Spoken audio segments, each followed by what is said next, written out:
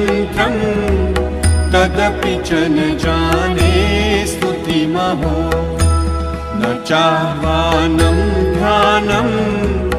तदपि च न जाने स्तुतिकथा न जाने मुद्रास्ते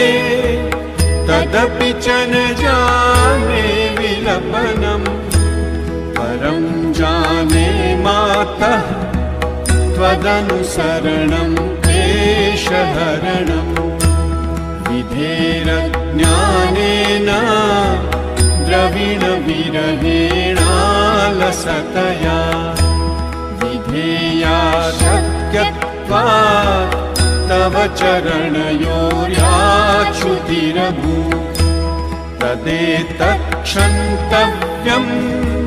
जननि सकलोद्धारिणि शिवे पुत्रो जायेत क्वचिदपि कुमाता न भवति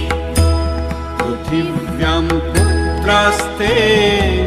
जननि बहवः सन्ति सरलाः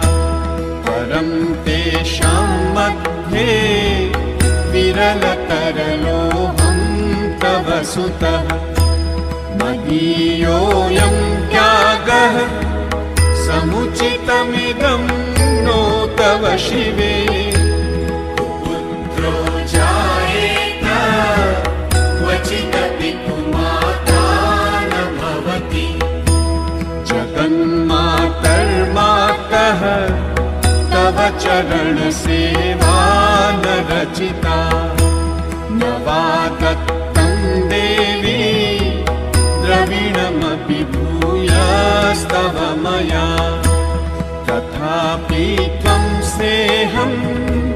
मयि निरुपमं यत्र कुरुषे पुत्रो जायेत क्वचिदपि कुमाता न भवति परित्यक्ता देवा विविधसेवा कुलतया मया पञ्चाशीते रधिकमपनीते तु वयसि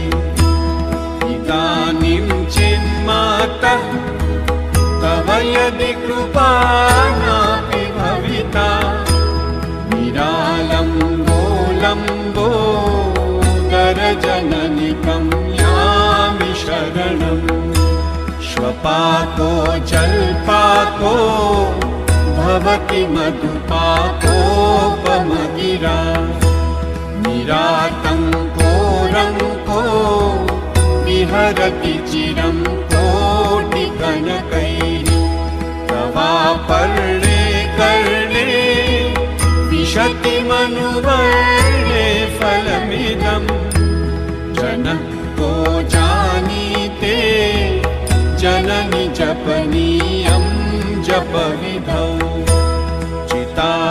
चिताभस्मालेपो गरलमशनं विपटधरो जटाधारी कण्ठे भुजगपतिहारी पशुपतिः कपाली भूतेशो भजति जगदीशैकपदवीं भवानी त्वत्पाणि ग्रहणपरिपाटी फलमिदं न मोक्षस्याकाङ्क्षा भवविभववाञ्छापि च न मे न विज्ञानापेक्षा शशिमुखि सुखेच्छापि न पुनः अतस्त्वां संयाचे जननि जननं यातु मम वै मृडानि रुद्राणि शिव शिव भवानीति जपतः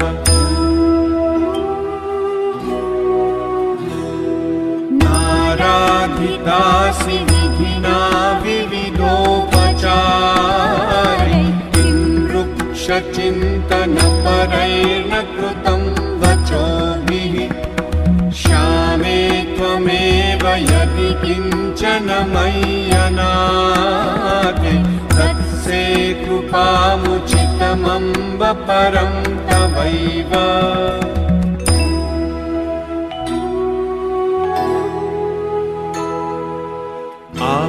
आपत्सुमग्नः स्मरणं त्वदीयं करोमि दुर्गे करुणालवेशि नैतच्छठत्वं मम भावयेथाः क्षुधार्तुषार्ता जननीं स्मरन्ति जगदम्ब विचित्रमत्र किं परिपूर्णा करुणास्ति चेन्मयी अपराध परम्परा परं न हि माता समुपेक्षते सुतम् मत्समः पातकी नास्ति पापग्नि त्वत्समानहि एवं ज्ञात्वा महादेवी यथा योग्यं तथा कुरु